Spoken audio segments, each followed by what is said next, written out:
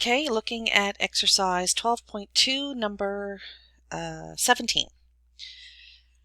Okay, so the guy is looking at life insurance and he has two options for $1 million of coverage for the next 10 years.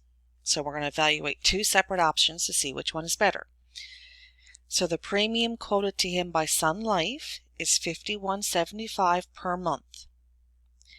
Now Atlantic Life will charge $44.25 per month for the first 5 years and then $60.35 per month for the next 5 years. So we have two different cases to look at. We have to look at Sun Life at $51.75 per month for the full 10 years, and then we're going to look at Atlantic Life with $44.25 per month for the first 5 years and $60.35 per month for the next 5 years.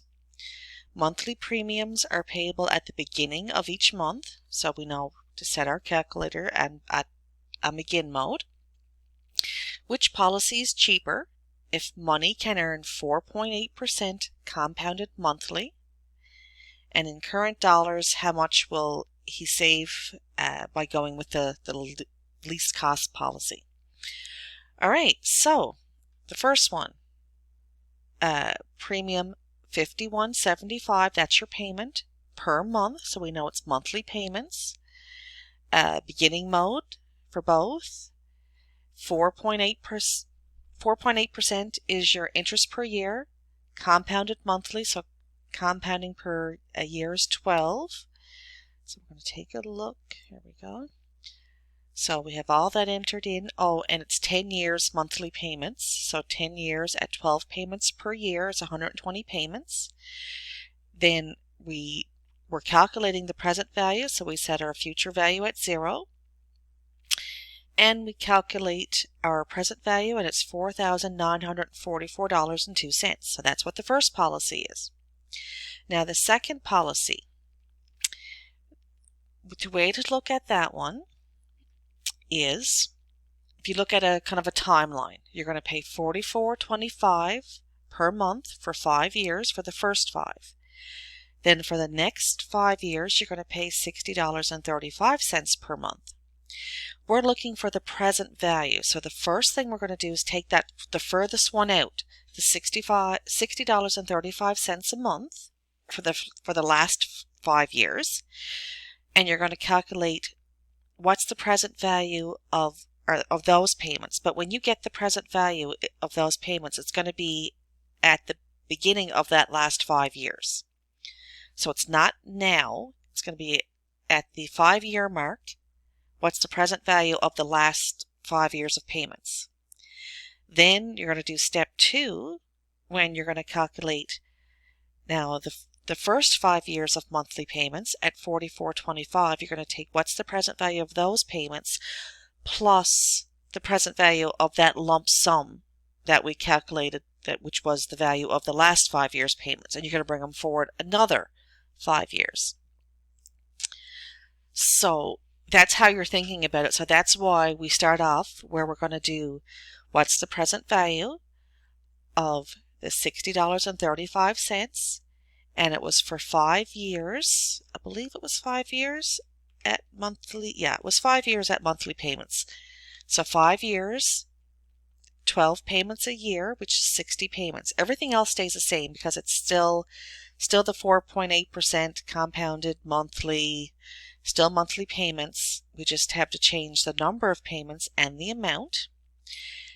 And the present value of those payments is $3,226.42. Now we put that in as our future value, and our new payment of $44.25. Now that new payment is still 5 years with monthly payments, so it's still 60. It's still compounded monthly. We still have the same interest rate with monthly payments, so all of that stays the same. We just have to take that value of our payment, of our monthly payment, bring it back to the current. So that's our future value. This is our payments that we're making for that first 5 years, and now we're going to compute present value. So it's not entering the numbers in that I think you're going to get confused on in this question. It's going to be the fact that you have to do the $60.35 first, because that's the last 5 years of payments. Those 5 years of payments are worth $32.26.42, but that is at that 5-year mark. And now, so when you look at it now, instead of having $44.25 per month for 5 years, so you'd have $44.25 every 12 months on your as a payment, just repeated, and then the last 5 years would be $60.35. You'd have 60 of those payments. We're taking the 60 payments of $60.35 and giving it one value at the beginning of the last 5 years. So your timeline now will have $44.25 60 times every 12 months, and then at the end it will have $3,226.42 as a future value at the end, which is the value of these payments. And then you bring all that forward or back to the present value and get this. Then what did it ask? In current dollars, how much will he save by choosing the cheaper option?